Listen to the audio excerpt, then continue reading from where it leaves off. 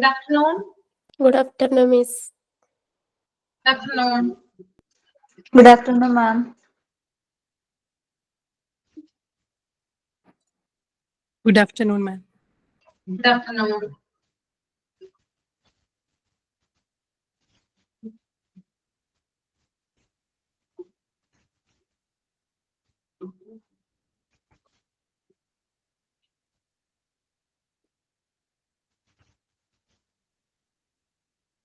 എല്ലാവരും human resource management എന്ന് പറയുന്ന ചാപ്റ്റർ കംപ്ലീറ്റ് ആയിട്ട് വായിച്ചോ? മോക്ക് ടെസ്റ്റ് ഒക്കെ എല്ലാവരും ചെയ്തോ?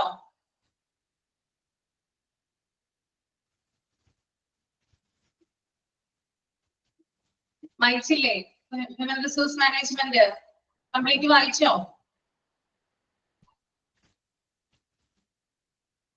റിപ്ലൈ ഇല്ലല്ലോ. കേൾക്കാൻ പറ്റുന്നില്ലേ ഞാൻ പറയുന്നേ?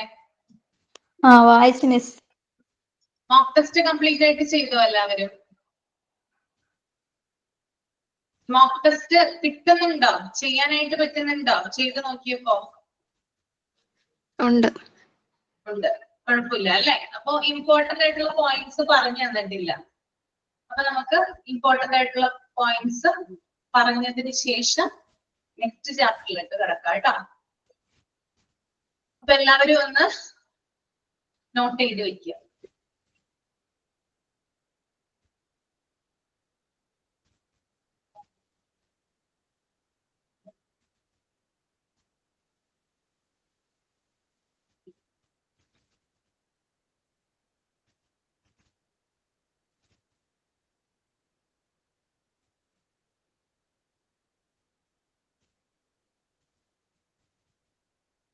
ചാപ്റ്റർ 3 ഹ്യൂമൻ റിസോഴ്സ് മാനേജ്മെന്റിലെ സെക്കൻഡ് പാരാഗ്രാഫ് കേട്ടോ. ഫസ്റ്റ് പേജ് സെക്കൻഡ് പാരാഗ്രാഫ് നോക്കിയ നിങ്ങള് 4 types of resources in an organization: money, material, machinery and men.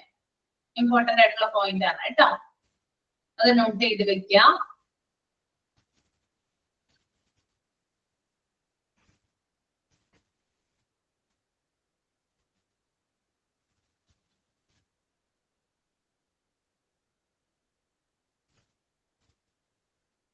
അതുപോലെ തന്നെ പി എമ്മും എച്ച് ആർ എമ്മും തമ്മിലുള്ള ഡിഫറൻസ് എന്താണ്? What is the difference between P M and H R M?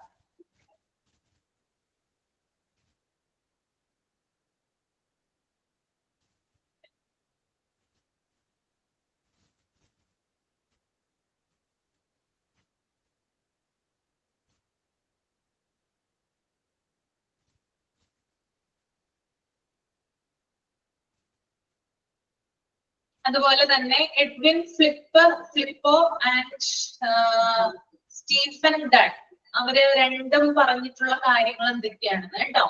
രണ്ടുപേരുടെയും ഡെഫിനിഷൻ ഉണ്ട്. ഒന്ന് സ്റ്റീഫൻ ഡൺ പറഞ്ഞിട്ടുള്ള കാര്യം, മറ്റൊന്ന് എഡ്വിൻ ഫ്ലിപ്പോ. ഓക്കെ, അതൊന്ന് നോക്കി വെക്കുക.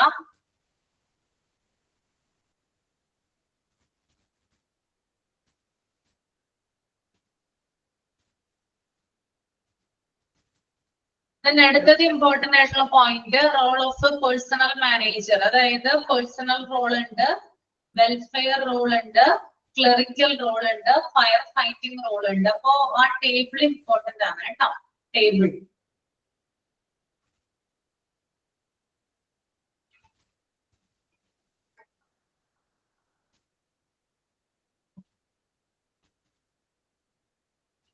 then what is mean by staffing process? എന്താണ് സ്റ്റാഫിംഗ് പ്രോസസ് എന്നതുകൊണ്ട് ഉദ്ദേശിക്കുന്നത്? ഇമ്പോർട്ടന്റ് ആണ് സ്റ്റാഫിംഗ് പ്രോസസ്. ഓക്കെ,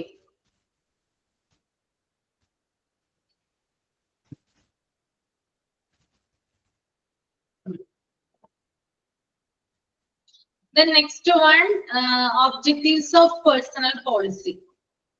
പേഴ്സണൽ പോളിസിയുടെ ഒബ്ജക്റ്റീവ്സ് എന്താണ്?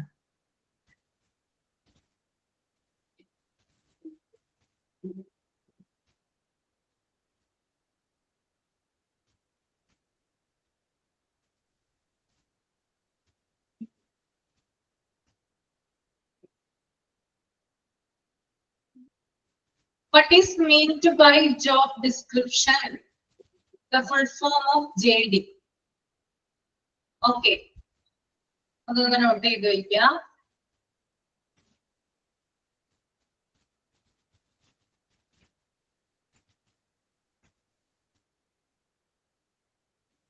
Then next one, recruitment. Recruitment കേട്ടോ. Recruitment എന്താണ്? Then factors affecting recruitment. Factors affecting recruitment.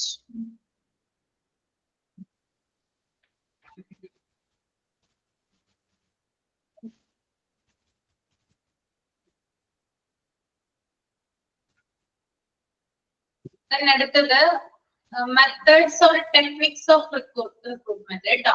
Methods or techniques of recruitment.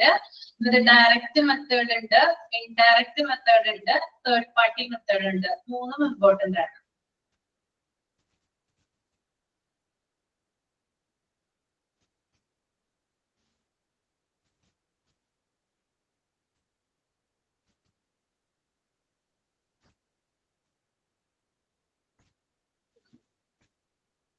Then classification of type of psychological test. Aptitude ഉണ്ട്, achievement ഉണ്ട്, personality ഉണ്ട്. മൂന്നും important ആണ് കേട്ടോ.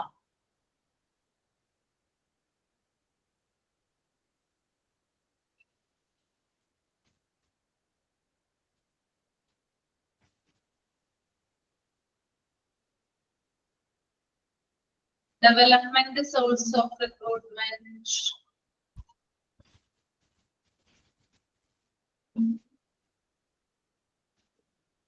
Okay. ഞാൻ വിട്ടുപോയായിരുന്നു. ഉണ്ട് കേട്ടോ. Development source of recruitment, internal sources, external sources. അത് രണ്ടും ഉണ്ട് കേട്ടോ.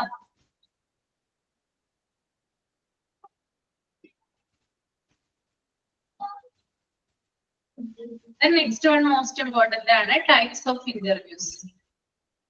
Patterned or structured interview, non-directive free interview, depth or action interview, group. അതൊക്കെ എല്ലാം important ആണ് കേട്ടോ.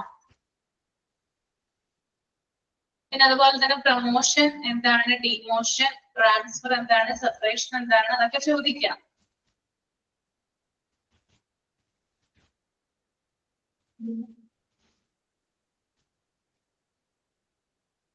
പിന്നെ അതുപോലെ തന്നെ ട്രെയിനിങ് മെത്തേഡ്സ്, ടെക്നിക്കുകൾ കേട്ടോ. ട്രെയിനിങ് മെത്തേഡ്സ് അല്ലെങ്കിൽ ടെക്നിക്കുകൾ.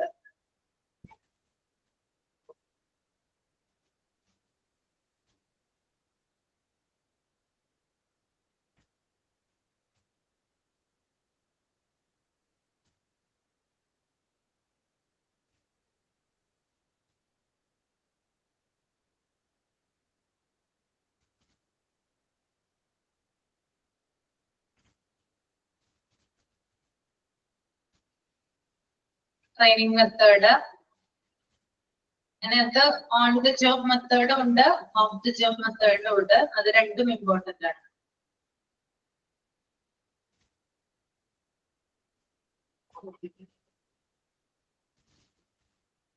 പിന്നെ അതുപോലെ തന്നെ ഫിനാൻഷ്യൽ മോട്ടിവേറ്റേഴ്സ് എന്താണ്, നോൺ ഫിനാൻഷ്യൽ മോട്ടിവേറ്റേഴ്സ് എന്താണ്.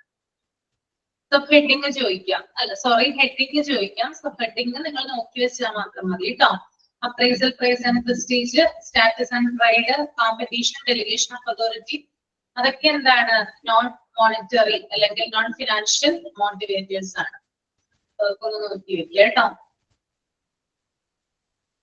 അതുപോലെ തന്നെ കോസ് ഓഫ് ഗ്രീവിയൻസ് എന്താണ്, പരാതിയുടെ കാരണങ്ങൾ എന്തൊക്കെയാണ്, അതൊന്ന് നോക്കി വെക്കുക. ഓക്കെ, ഇത്രയും കാര്യങ്ങൾ ഓക്കെയാണോ?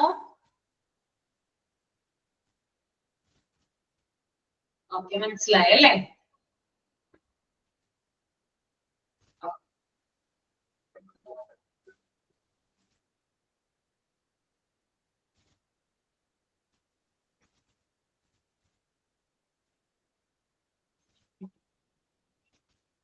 എന്തെങ്കിലും സംശയങ്ങളോ കാര്യങ്ങളോ ഉണ്ടെങ്കിൽ ക്ലാസ്സിൽ ചോദിക്കാം കേട്ടോ. നിങ്ങൾക്ക് നോക്കിക്കഴിഞ്ഞിട്ട് എന്തെങ്കിലും ഉണ്ടെങ്കിൽ ചോദിക്കാവുന്നതാണ്.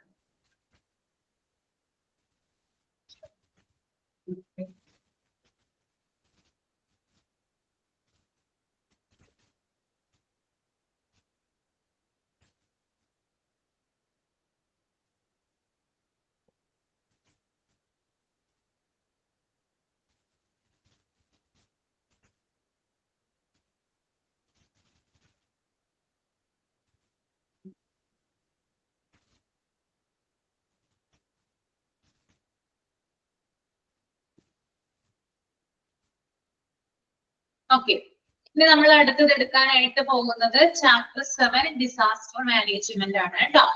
ഓക്കെ, അപ്പൊ നിങ്ങൾ ഒരു കാര്യം ചെയ്യാം, ഫസ്റ്റ് പേജ് ഒന്ന് റീഡ് ചെയ്യുക കേട്ടോ. മൈൻഡിലൊന്ന് റീഡ് ചെയ്യുക, എന്നിട്ട് റീഡ് ചെയ്ത് കഴിഞ്ഞതിന് ശേഷം സബ് ചെയ്യുക.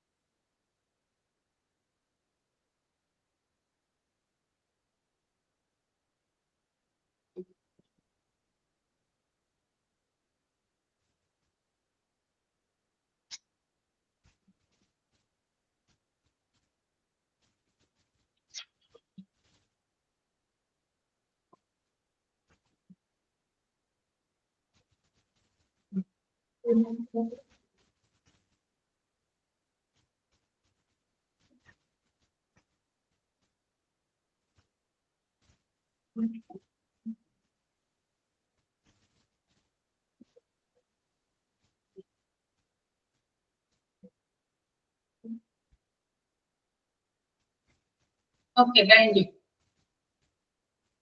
എല്ലാവരുടെയും കഴിഞ്ഞു ഫസ്റ്റ് പേജ്. നോക്കിയേ, ചാപ്റ്റർ 7 ഡിസാസ്റ്റർ മാനേജ്മെന്റ്. എന്താണ് ഈ ഡിസാസ്റ്റർ എന്ന വേർഡ് കൊണ്ട് ഉദ്ദേശിക്കുന്നത്? എന്താണ് അതിന്റെ meaning? What is mean by disaster? Disaster എന്താ? ഡിസാസ്റ്റർ എന്ന് കേട്ടിട്ടില്ലേ നിങ്ങള്?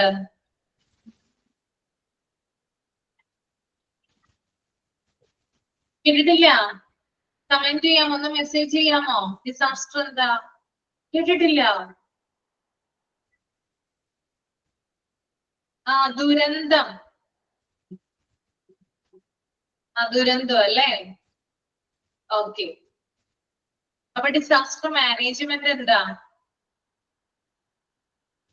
ഡിസാസ്റ്റർ മാനേജ്മെന്റ്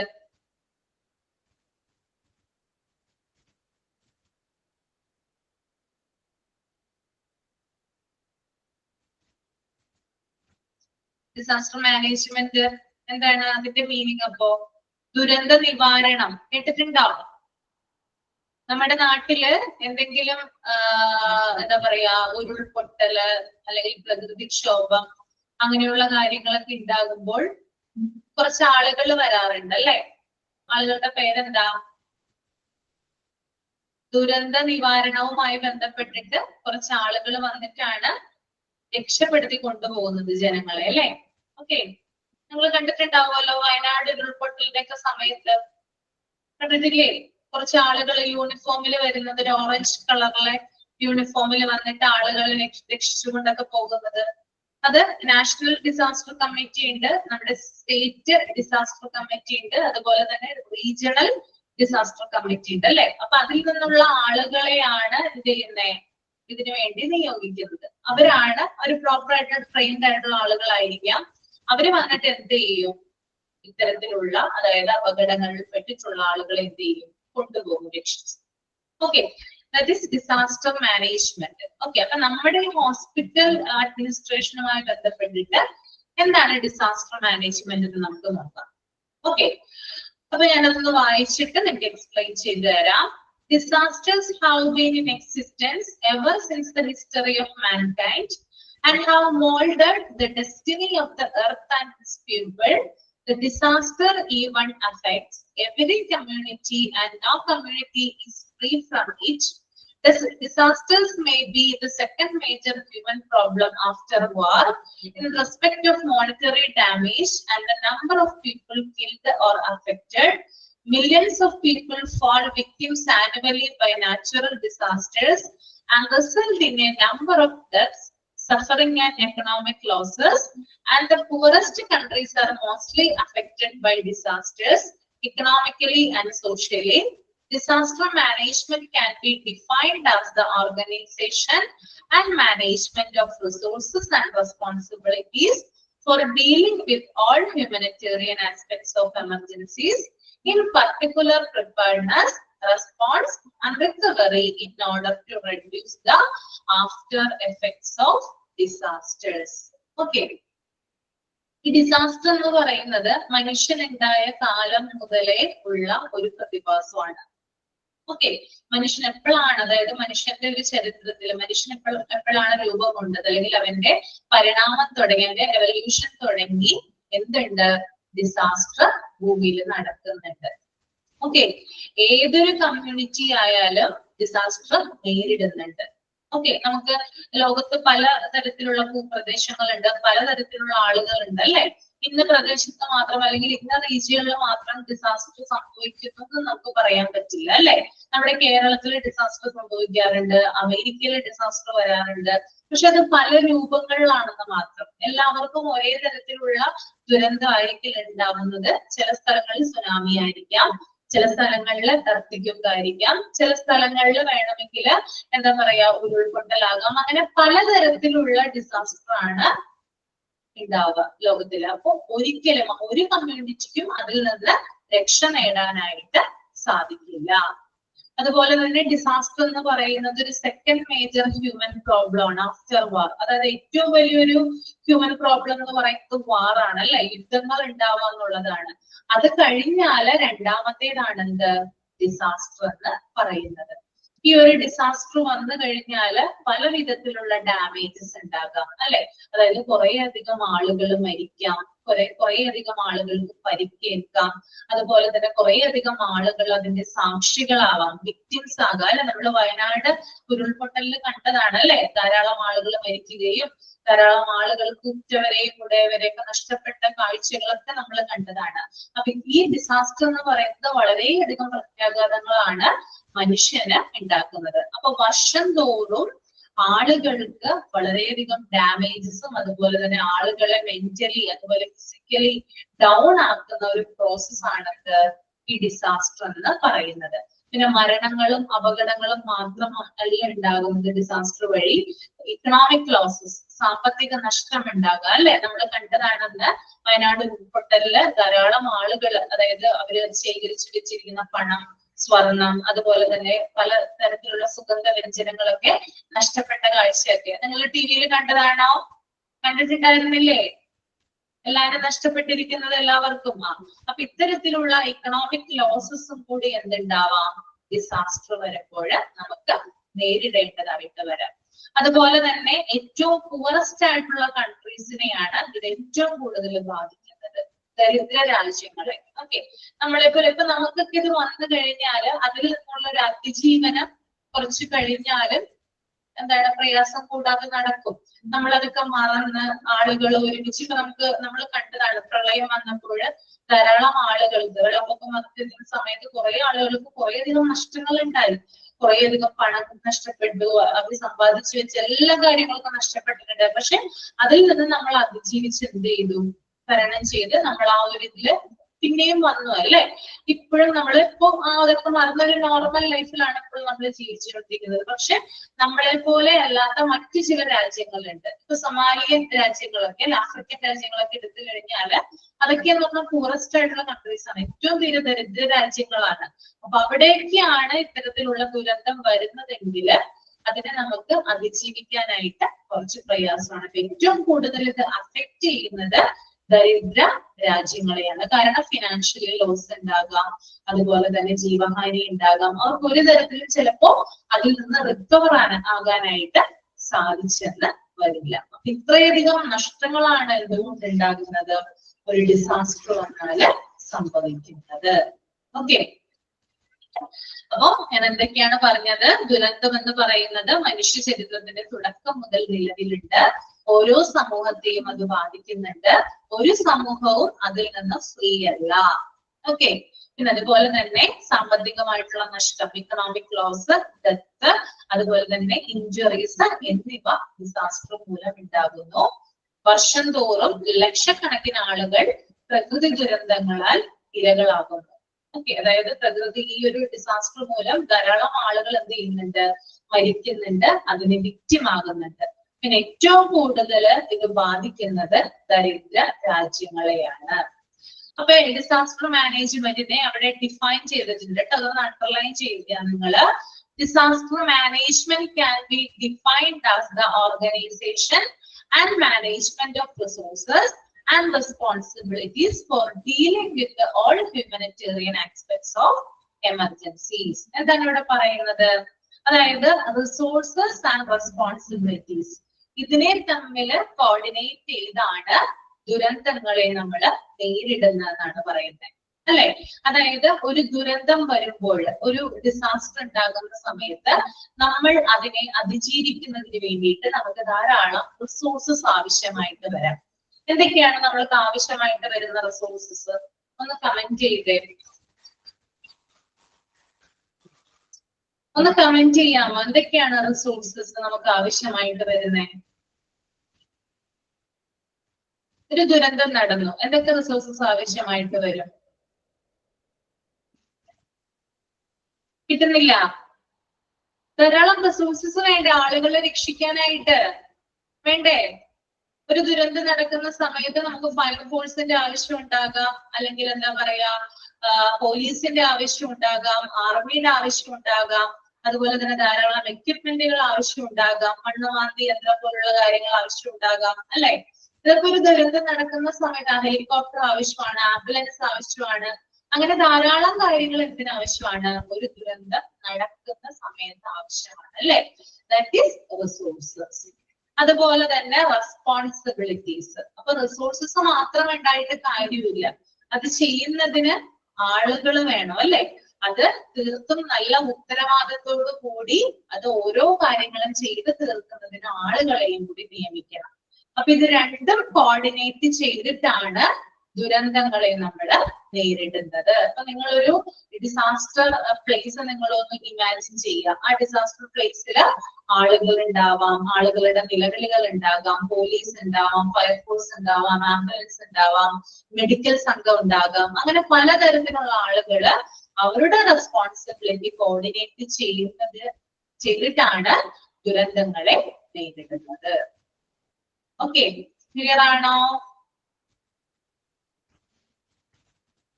ഓക്കെ ആണല്ലേ? ഓക്കെ. ഇനി അതുപോലെ തന്നെ ഈ ഡിസാസ്റ്റർ മാനേജ്മെന്റുമായി ബന്ധപ്പെട്ട് 3 കാര്യങ്ങൾ വരുന്നുണ്ട്.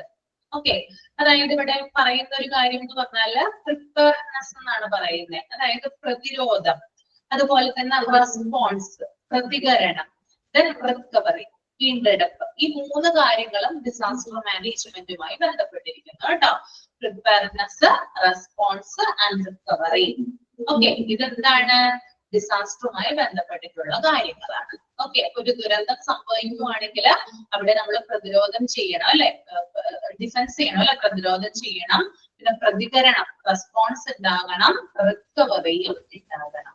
ഓക്കെ, അപ്പൊ ഇത്തരത്തിലുള്ള കാര്യങ്ങൾ ചെയ്തു കഴിഞ്ഞാലാണ് നമ്മൾക്ക് ആ ദുരന്തത്തിന്റെ ആഫ്റ്റർ എഫക്റ്റ് കുറയ്ക്കാനായിട്ട് സാധിക്കും. ഒരു ദുരന്തം നടക്കുന്ന സമയത്ത് നമ്മൾ എത്രയും പെട്ടെന്ന് അതിനെ പ്രതിരോധിക്കുകയാണെങ്കിൽ, എത്രയും പെട്ടെന്ന് അതിന് വേണ്ട നടപടിക്രമങ്ങൾ സ്വീകരിക്കുകയാണെങ്കിൽ നമുക്ക് ആ ദുരന്തത്തിന്റെ ഡെപ്ത് കുറയ്ക്കാനായിട്ട് സാധിക്കും. Okay, that is first paragraph. മനസ്സിലായല്ലോ? അടുത്തത് പറഞ്ഞോട്ടെ ഞാൻ. ഓക്കെ, ഇനി അതുപോലെ തന്നെ ഡിസാസ്റ്റർ ഡെഫിനിഷൻ, അതായത് ഡിസാസ്റ്റർ എന്ന് പറയുന്നതിന്റെ നിർവചനം എന്താണ്? ഡെഫിനിഷൻ എന്താണ്? WHO defines disaster as any occurrence that cause, അതായത് ലോകാരോഗ്യ സംഘടന, അല്ലെ? വേൾഡ് ഹെൽത്ത് ഓർഗനൈസേഷൻ ഈ ഒരു ഡിസാസ്റ്ററിനെ ഡിഫൈൻ ചെയ്തിരിക്കുന്നത് എങ്ങനെയാണെന്ന് നോക്കാം.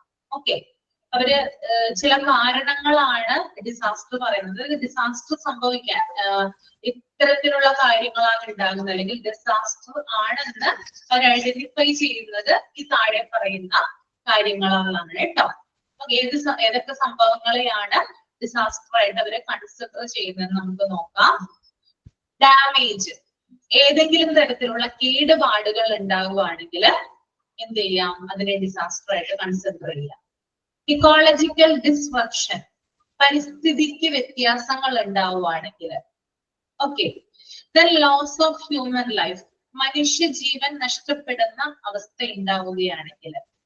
ദെൻ അതുപോലെ തന്നെ deterioration of health and health service. നിങ്ങളുടെ ടെക്സ്റ്റിൽ അങ്ങനെയാണോ കൊടുത്തിരിക്കുന്നത്? ഒരു ഹെൽത്ത് അല്ലേ ഉള്ളൂ? ഒന്ന് നോക്കിയേ, ചെക്ക് ചെയ്തേ. ഡിറ്റീരിയേഷൻ ഓഫ് ഹെൽത്ത് സർവീസ് എന്നാണോ? രണ്ടെണ്ണം ഉണ്ട് അല്ലേ?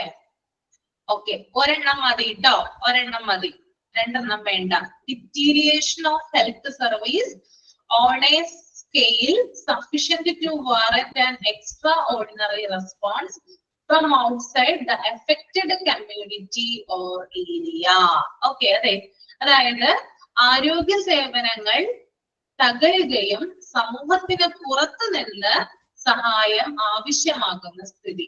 അതായത് ഒരു ദുരന്തം വന്നു കഴിയുമ്പോൾ, എന്തെങ്കിലും ഒരു കാര്യം ഉണ്ടാകുമ്പോൾ, എന്തെങ്കിലും ഒരു ദുരന്തം ഉണ്ടാകുമ്പോൾ നമുക്ക് പ്രോപ്പർ ആയിട്ട് നമുക്ക് മെഡിക്കൽ സഹായം കിട്ടാത്തൊരവസ്ഥ.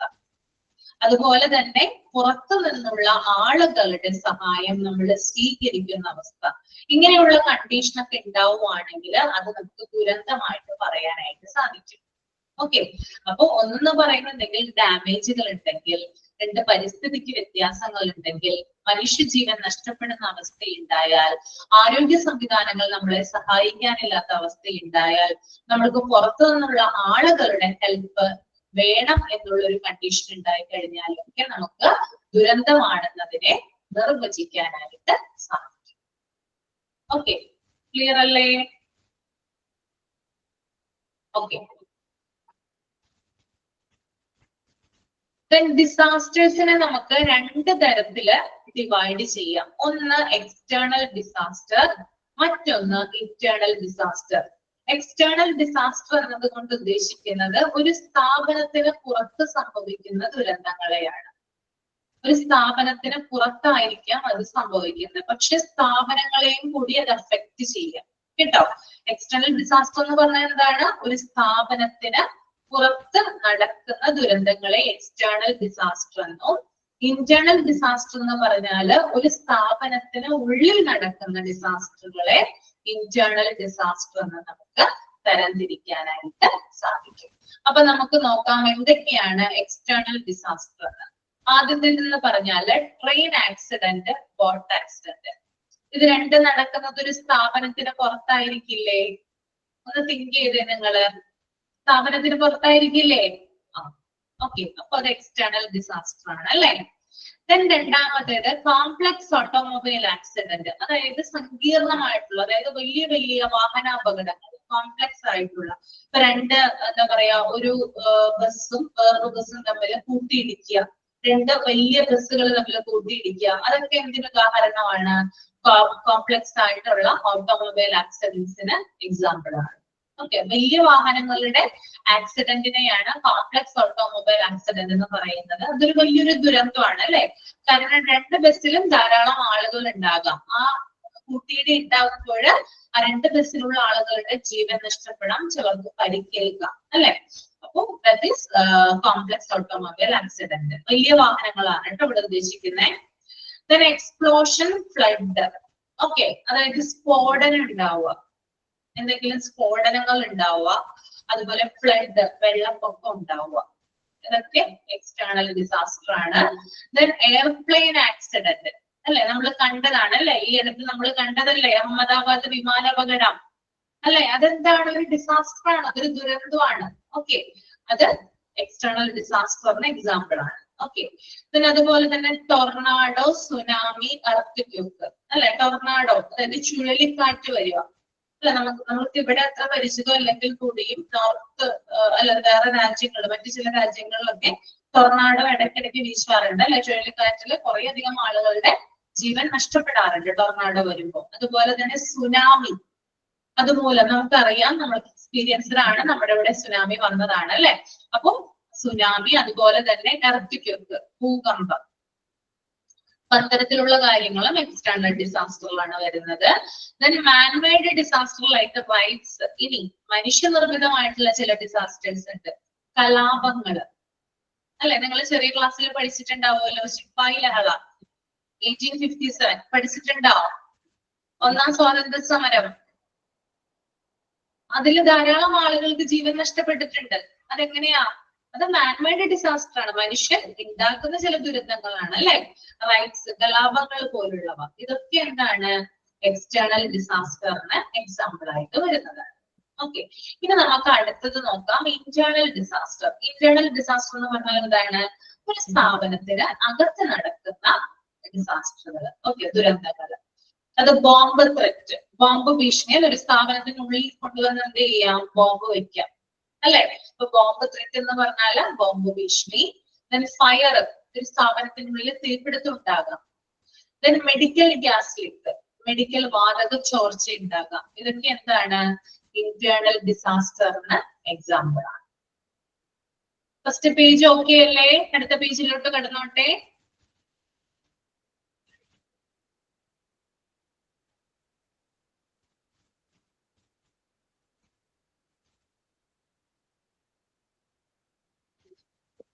ഇനി നമ്മൾ ഇതുവരെ കണ്ടിട്ടുള്ളതിൽ വെച്ചിട്ട് മേജർ ആയിട്ടുള്ള ഡിസാസ്റ്റേഴ്സ് ആണ് ഇവിടെ പറയാനായിട്ട് പോകുന്നത്. അതിനകത്ത് ആദ്യത്തേത് എന്ന് പറയുന്നത് നമുക്ക് എല്ലാവർക്കും അറിയാവുന്ന ഒരു disaster, Bhopal gas tragedy, Bhopal വിഷവാതക ദുരന്തം കേട്ടിട്ടുണ്ടാവുമല്ലോ. ചെറിയ ക്ലാസ്സിലൊക്കെ നമ്മൾ പഠിച്ചിട്ടുണ്ട് അല്ലെ, ഭോപ്പാൽ വിഷവാതക ദുരന്തം. അപ്പൊ ഈ ഭോപ്പാൽ ഗ്യാസ് ട്രാജഡിയില് നമ്മൾ ഇന്ത്യ കണ്ട ഏറ്റവും വലിയ ദുരന്തങ്ങളിൽ ഒന്നാണിത് ഭോപ്പാൽ ഗ്യാസ് ട്രാജഡി. അതിനകത്ത് 2 ലക്ഷം ആളുകളെയാണ് ഈ ഒരു ദുരന്തം അഫക്ട് ചെയ്തത്. അതിനകത്ത് 3000 ആളുകളോളം എന്ത് ചെയ്തിട്ടുണ്ടായിരുന്നു, മരിച്ചു പോയിട്ടുണ്ടായിരുന്നു. Okay, the next one ആണ് cyclone in Andhra Pradesh and Orissa, an interval of every 2 years claimed 25,000 lives. അതുപോലെ തന്നെ ഇടയ്ക്കിടയ്ക്ക് എന്ത് ചെയ്യാറുണ്ട്, ആന്ധ്രാപ്രദേശിന്റെയും ഒറീസയുടെയും തീരത്തായിട്ട് ഒരു ചുഴലിക്കാറ്റ് രൂപപ്പെടാറുണ്ട് 2 വർഷം കൂടുമ്പോൾ. എല്ലാ 2 വർഷം കൂടുമ്പോൾ എന്ത് ചെയ്യാറുണ്ട്, അവിടെ ചുഴലിക്കാറ്റ് വരും. ധാരാളം പേര് എന്താണ്, ധാരാളം നാശനഷ്ടങ്ങളും അതുപോലെ തന്നെ ജീവഹാനിയും ഒക്കെ ഇതുമൂലം ഉണ്ടാകാറുണ്ട്. അതൊരു ദുരന്തമായിട്ടാണ് പരിഗണിക്കുന്നത് കേട്ടോ. നെക്സ്റ്റ് വൺ എർത്തിക്വക്ക് ആണ്. എർത്തിക്വക്ക് ഇൻ ലാത്തൂർ ഇൻ മഹാരാഷ്ട്ര 1993, 1993 ഉണ്ടായ ഒരു ഭൂകമ്പം. ഓക്കെ, മഹാരാഷ്ട്രയിലെ ലാത്തൂറിൽ ഉണ്ടായ ഒരു എർത്തിക്വക്ക് വളരെയധികം നാശനഷ്ടങ്ങൾ ഉണ്ടാക്കിയിട്ടുണ്ട്. Tsunami southern India cost line 26 December 2004, 10,273 dead, 2.39 lakh homeless, 27 lakh affected. അപ്പൊ ഇന്ത്യ കണ്ട ഏറ്റവും വലിയ ദുരന്തങ്ങളിൽ ഒന്നാണ് സുനാമി എന്ന് പറയുന്നത് അല്ലെ. നമുക്കറിയാം, അതായത് ഇന്ത്യയുടെ കിഴക്കൻ തീര സമതലങ്ങളിലായിട്ട് രൂപപ്പെട്ട സുനാമി 2004 December 26 വന്നത്. അതിനകത്ത് ഏകദേശം 10,273 പേരോളം മരിക്കുകയുണ്ടായി. 2 ലക്ഷത്തിൽ പരം ആളുകൾക്ക് വീട് നഷ്ടപ്പെട്ടു. അതുപോലെ തന്നെ 27 ലക്ഷത്തോളം, അതായത് 27 ലക്ഷത്തോളം ആളുകളെ ആ ഒരു ദുരന്തം അഫക്ട് ചെയ്തു. ഓക്കെ, അപ്പൊ ഇതാണ് ഇന്ത്യ കണ്ടതിൽ വെച്ചിട്ട് ഏറ്റവും വലിയ മേജർ ആയിട്ടുള്ള ഡിസാസ്റ്റേഴ്സ്. ഏതൊക്കെയാണ്? Bhopal gas tragedy, cyclone, earthquake and tsunami. Okay, വായിച്ചല്ലോ, റെഡി അല്ലേ? ഓക്കെ അല്ലേ? ഇനി നെക്സ്റ്റ് നിങ്ങളൊന്ന് റീഡ് ചെയ്യുക കേട്ടോ. ഡിസാസ്റ്റർ പാരാഡിഗവും അതുപോലെ തന്നെ need for disaster management planning hospitals, അതൊന്ന് റീഡ് ചെയ്യും കേട്ടോ.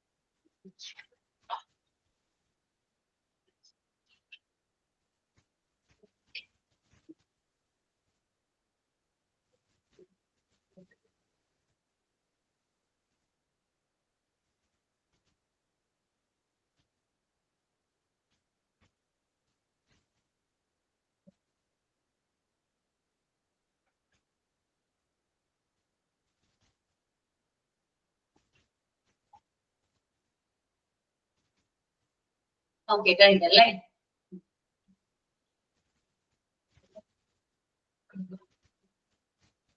ഡിസാസ്റ്റർ പാരാഡിഗം.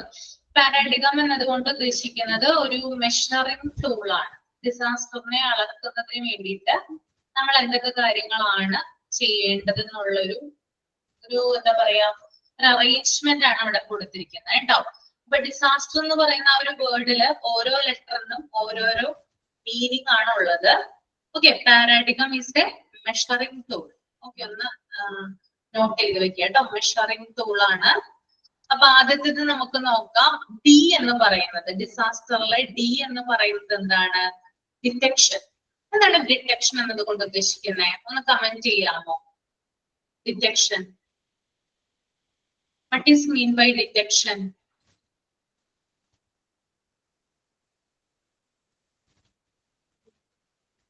എന്താണ് ഡിറ്റക്ഷൻ? അറിയില്ല. ഡിസ്കവർ, കണ്ടെത്തുക അല്ലെ? ദുരന്തം തിരിച്ചറിയുക, അല്ലെങ്കിൽ ആ ദുരന്ത സ്ഥലം ഐഡന്റിഫൈ ചെയ്യുക. ഒരു സ്ഥലത്തൊരു ദുരന്തം ഉണ്ടായെന്ന് വിചാരിക്കുക. എന്താണ്? ഇപ്പൊ വയനാട് ഉരുൾപൊട്ടൽ ഞാൻ എക്സാമ്പിൾ ആയിട്ട് എടുക്കാം. അവിടെ ഒരു ഉരുൾപൊട്ടൽ ഉണ്ടായി. പെട്ടെന്ന് തന്നെ ചിലപ്പോ നമുക്ക് ആ മൊമെന്റിൽ ഒന്നും ചെയ്യാൻ പറ്റില്ല.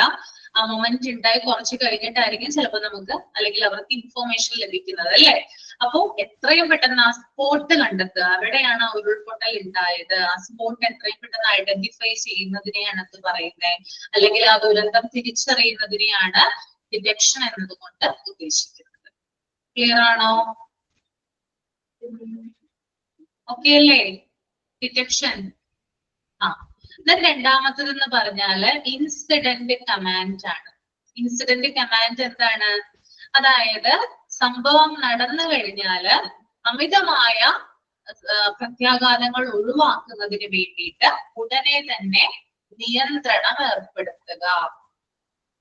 ഓക്കെ, അതായത് സംഭവ സ്ഥലം തിരിച്ചറിഞ്ഞു കഴിഞ്ഞാല് എത്രയും പെട്ടെന്ന് ആളുകളെ കൂട്ടിക്കൊണ്ടു പോവുക. അവിടെ നിന്ന് അവിടെയുള്ള ബാക്കി ആളുകളെ എത്രയും പെട്ടെന്ന് രക്ഷപ്പെടുത്താൻ വേണ്ടിയിട്ടുള്ള നടപടിക്രമങ്ങൾ ചെയ്യുക. ഓക്കെ, അതായത് നിയന്ത്രണം ഏർപ്പെടുത്തുക.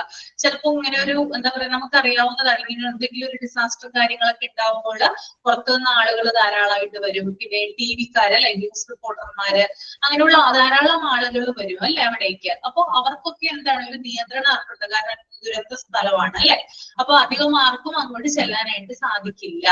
അപ്പോ സംഭവത്തിന് നിയന്ത്രണം ഏർപ്പെടുത്തുക. That is incident command.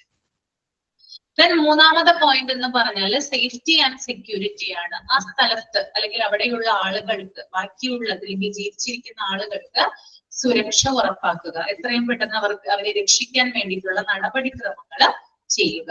Safety and security. Then assess hazards and support. Okay, അപ്പൊ എ എന്ന് പറയുന്നത് അസസ് ഹസാർഡ് ആണ്, എസ് എന്ന് പറയുന്നത് സപ്പോർട്ട് ആണ്. അപകട സാധ്യത വിലയിരുത്തുക, അതുപോലെ തന്നെ സഹായവും വിലയിരുത്തുക. എത്രത്തോളം അപകട സാധ്യതയാണ് ആ സ്ഥലത്തിനുള്ളത്, ഇനിയും ഉരുൾപൊട്ടൽ ഉണ്ടാവാനുള്ള സാധ്യതയുണ്ടോ എന്ന് ഇവാലുവേറ്റ് ചെയ്യുക. അതുപോലെ തന്നെ സഹായങ്ങൾ എന്തൊക്കെയാണ് ആ ഒരു കാര്യം അതിജീവിക്കുന്നതിന് വേണ്ടിയിട്ട് നമ്മൾക്ക് ചെയ്യേണ്ടത്, അങ്ങനെയുള്ള സഹായങ്ങളും വിലയിരുത്തുക. Okay, T for triage and treatment ആണ്. അതായത് ഇത്തരത്തിലുള്ള ഒരു ഡിസാസ്റ്റർ, ഉരുൾപൊട്ടൽ പോലെ ഒരു ഡിസാസ്റ്റർ ഉണ്ടാകുമ്പോൾ പലതരം ആളുകൾ മരിക്കാം അല്ലെ. അതുപോലെ തന്നെ കുറെ അധികം ആളുകൾക്ക് പരിക്കുകളേക്കാം. അപ്പൊ എത്രയും പെട്ടെന്ന്, അതായത് ആ രോഗികളുടെ പ്രാധാന്യം അനുസരിച്ച് അവർക്ക് ചികിത്സ നൽകുന്നതാണ് എന്ത്? ട്രയേജ് ആൻഡ് ട്രീറ്റ്മെന്റ് കേട്ടോ. ഓക്കെ, നമുക്കറിയാം ആളുകളെ ആംബുലൻസിലേക്ക് കൊണ്ടുപോകുന്നത്. പിന്നെ ചിലവരെ അവിടെ തന്നെ അവർക്ക് തന്നെ ചികിത്സ നൽകും, ചിലവരെ ഹോസ്പിറ്റലിലേക്ക് കൊണ്ടുപോകും. അപ്പൊ ഓരോരുത്തരുടെയും പ്രാധാന്യം അനുസരിച്ച് ആർക്കാണ് പെട്ടെന്ന് മെഡിക്കൽ അറ്റൻഷൻ വേണ്ടത് അവർക്കാണ് നമ്മൾ ആദ്യം പ്രാധാന്യം കൊടുക്കുക, അല്ലെ? അതിനെയാണ് ട്രയേജ് ആൻഡ് ട്രീറ്റ്മെന്റ് എന്നതുകൊണ്ട് ഉദ്ദേശിക്കുന്നത്. ദെൻ ഇവാക്യുവേഷൻ, അതായത് ആളുകളെ സുരക്ഷിത സ്ഥാനത്തേക്ക് മാറ്റുക. ഇനി മറ്റുള്ള ആളുകൾ ഉണ്ടാവുമല്ലോ അവിടെ. ഓക്കെ, അപ്പൊ അവരെ എന്ത് ചെയ്യണം? ഇവാക്യുവേഷൻ ചെയ്യണം, അല്ലെ? അതായത് ഒരു സുരക്ഷിതമായിട്ടുള്ള, അതായത് ആ പ്രദേശത്ത് നിന്നും നമ്മൾ കണ്ടതാണ് വയനാട് ഉൾപ്പെട്ടുള്ള ആ പ്രദേശത്ത് നിന്നും സുരക്ഷിതമായിട്ട് ആളുകളെ മറ്റൊരിടത്തേക്ക് മാറ്റി പാർപ്പിക്കുക. That is evacuation. Last one recovery. Recovery എന്ന് പറഞ്ഞാൽ എന്താണ്? വീണ്ടെടുപ്പ്. അതായത് ആ ഒരു ദുരന്ത സമയത്തിന് ശേഷം പിന്നീട് ആളുകളെ റിക്കവർ ചെയ്യിപ്പിക്കുക. അതായത് അവർക്ക് മാനസിക പിന്തുണ നൽകുക. അതുപോലെ ഇപ്പൊ ഫിസിക്കൽ ആണെങ്കിലും മെന്റൽ ആണെങ്കിലും അവരാകെ തകർന്നിരിക്കുന്ന ഒരവസ്ഥയായിരിക്കും ഉണ്ടാവുക. അവരെ അതിൽ നിന്ന് മോചിപ്പിക്കുക. That is recovery. അപ്പൊ ഇതിനെയാണ് ഡിസാസ്റ്റർ പാരാഡിഗം എന്നതുകൊണ്ട് ഉദ്ദേശിക്കുന്നത്. ഓക്കെ അല്ലേ?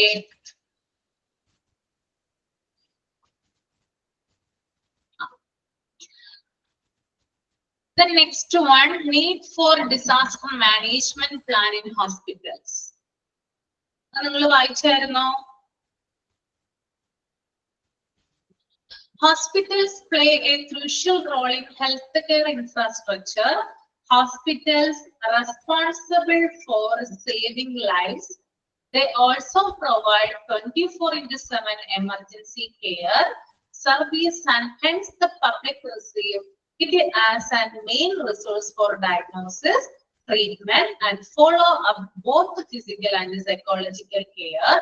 Hospitals extend emergency care, and hence when a disaster hits the society, falls back upon the hospitals to provide instant secure in the form of emergency medical care.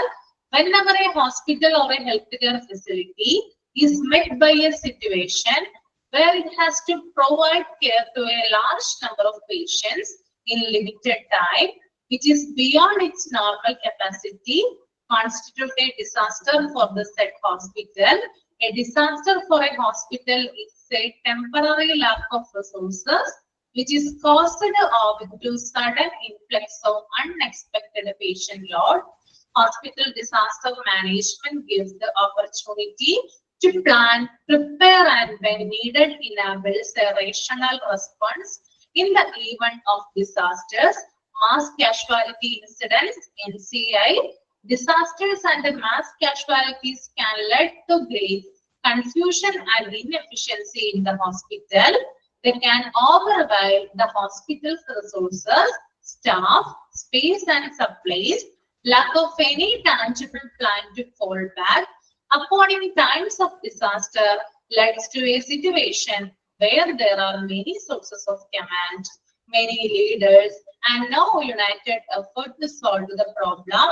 Therefore, it is necessary that all hospitals' emergency plans have the primary feature of defining the command structure in their hospital and to extrapolate it to disaster scenario with well-defined job definition once the disaster button is pushed. Okay.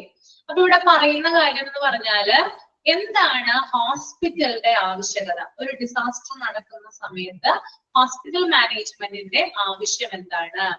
ഹോസ്പിറ്റലിനെ കൊണ്ട് ആവശ്യമുണ്ടോ ഒരു disaster നടക്കുന്ന സമയത്ത്? എന്താണ് നിങ്ങളുടെ അഭിപ്രായം? ഉണ്ടോ ഇല്ലയോ? ഒന്ന് കമന്റ് ചെയ്തേ. ഹോസ്പിറ്റൽസ് ഒരു ക്രൂഷ്യൽ ആയിട്ടുള്ള ഒരു റോൾ ആണല്ലോ വഹിക്കുന്നത്. Yes, okay.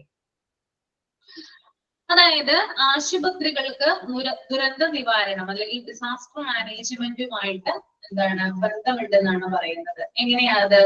അതായത് ആശുപത്രികൾ എന്ന് പറയുമ്പോൾ, ഹോസ്പിറ്റൽസ് എന്ന് പറയുമ്പോൾ 24/7 എമർജൻസി കെയർ ആണ് നൽകുന്നത്, അല്ലെ? ഏത് സമയത്തും ഏതൊരാളെ കൊണ്ട് എന്ത് ചെയ്യാം? നമുക്ക് ഹോസ്പിറ്റലിൽ ചെല്ലാം, അല്ലെ?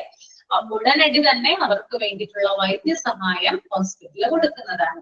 ഓക്കെ.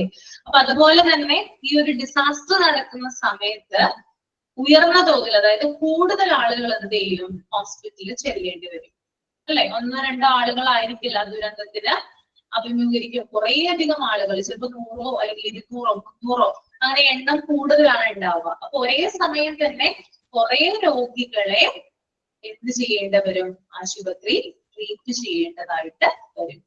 ഓക്കെ, അപ്പോ ഇത്തരത്തില് സാധാരണയിൽ പരം, അതായത് എന്താ പറയാ, നോർമൽ ആയിട്ട് ഹോസ്പിറ്റലിൽ ഉണ്ടാകുന്ന രോഗികളുടെ എണ്ണത്തേക്കാൾ കൂടുതലായിരിക്കും ഇത്തരത്തില് ഡിസാസ്റ്റർ വരുമ്പോൾ രോഗികളുടെ എണ്ണം. ഇങ്ങനെ രോഗികളുടെ എണ്ണം കൂടുതലാകുമ്പോൾ നോർമൽ ആയിട്ട് സംഭവിക്കാവുന്ന ഒന്നാണ് റിസോഴ്സ് ഷോർട്ടേജ്. അതായത് ആശുപത്രിയിൽ ആ രോഗികൾക്ക് ട്രീറ്റ് ചെയ്യാനുള്ള റിസോഴ്സസ് ഇല്ലാതിരിക്കുക. റിസോഴ്സസ് എന്നതുകൊണ്ട് എന്താ ഉദ്ദേശിക്കുന്നത്? Hospital resources. ആരൊക്കെയാണ് അവര്? രോഗികളെ ട്രീറ്റ് ചെയ്യുന്ന റിസോഴ്സസ് ആരൊക്കെയാ? അത് ഡോക്ടർമാരുണ്ടാകാം, അല്ലെ?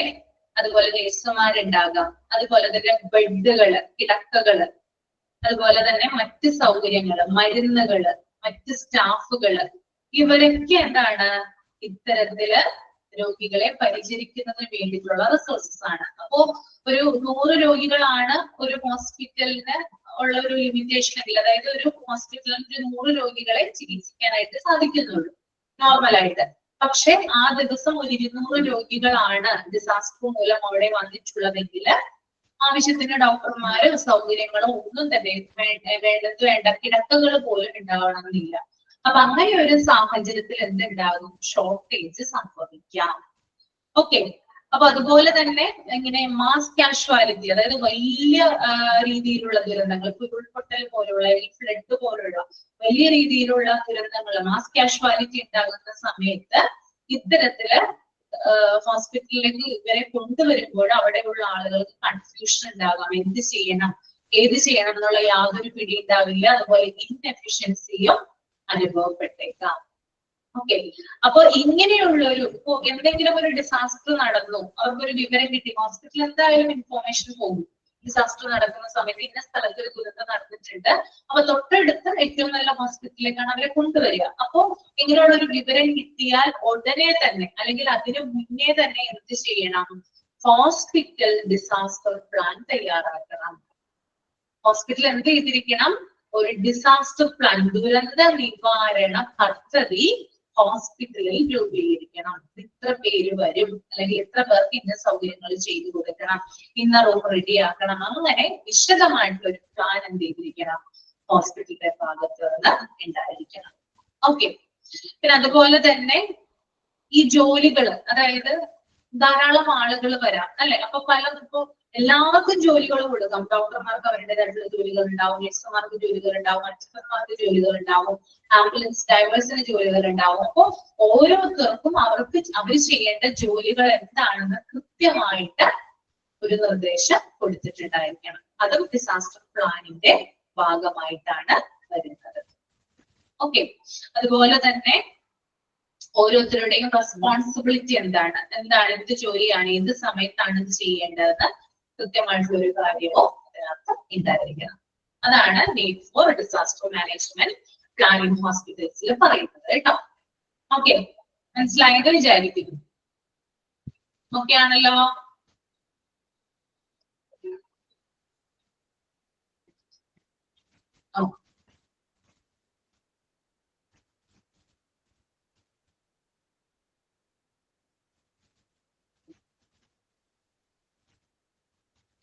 ഇനി ഫേസ് ഓഫ് ഡിസാസ്റ്റർ ആണ് പറയുന്നത് കേട്ടോ.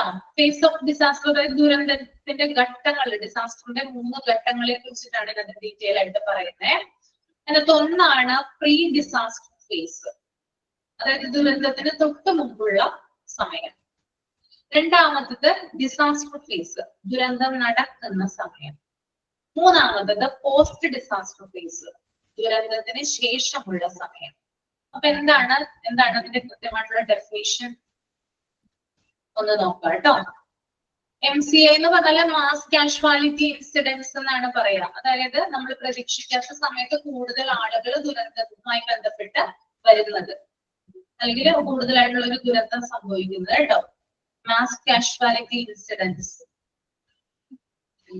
ഓക്കെ, അപ്പൊ നമുക്ക് നോക്കാം. പ്രീ ഡിസാസ്റ്റർ ഫേസ് എന്ന് പറഞ്ഞാൽ എന്താണ്? ദുരന്തം സംഭവിക്കുന്നതിന് തൊട്ട് മുമ്പുള്ള സമയം.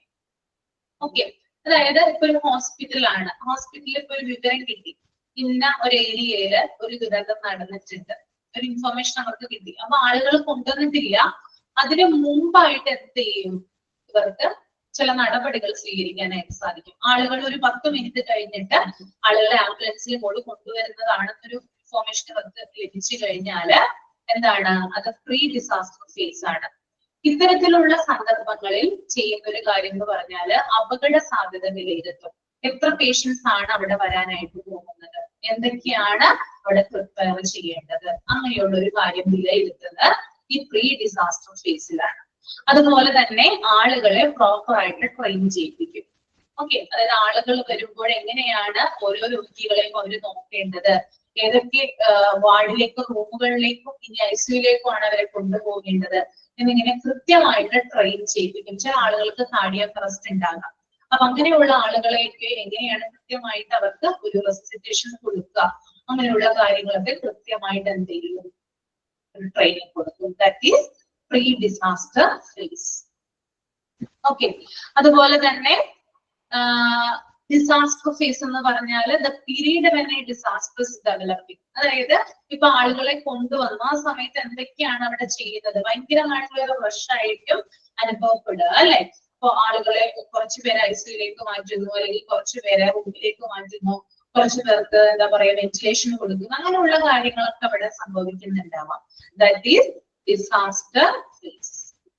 ഓക്കെ, പിന്നെ അതുപോലെ തന്നെ പോസ്റ്റ് ഡിസാസ്റ്റർ ഫേസ് ഉണ്ട്. പോസ്റ്റ് ഡിസാസ്റ്റർ ഫേസ് എന്ന് പറഞ്ഞാല് ആ ഒരു സമയം നമ്മൾ എല്ലാ കാര്യങ്ങളും അവർക്ക് കൊടുത്തു, ആളുകൾക്ക് വേണ്ട റെസിസ്റ്റേഷൻ കൊടുത്തു, ചില ആളുകൾ ICUയിലാക്കി, ചില ആളുകൾക്ക് വേണ്ട മരുന്നുകൾ കൊടുത്തു. അങ്ങനെ കൊടുത്തതിന് ശേഷം ആ ഒരു ദുരന്തം നടന്നതിന് ശേഷമുള്ള ഒരവസ്ഥ, ഓക്കെ, വീണ്ടെടുപ്പ് റിക്കവറി നടക്കുന്ന ഒരു സമയമാണത് പോസ്റ്റ് ഡിസാസ്റ്റർ ഫേസ് എന്ന് പറയുന്നത്. ഓക്കെ, മനസ്സിലായല്ലോ?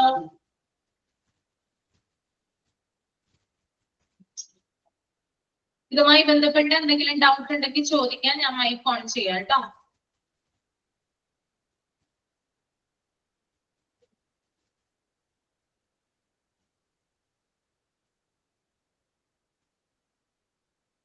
അത് ഇമ്പോർട്ടന്റ് ആണ് കേട്ടോ. ഓക്കെ, അപ്പൊ വൈൻഡപ്പ് ചെയ്തോട്ടെ. Okay, thank you. Thank you, ma'am. Thank you, ma'am.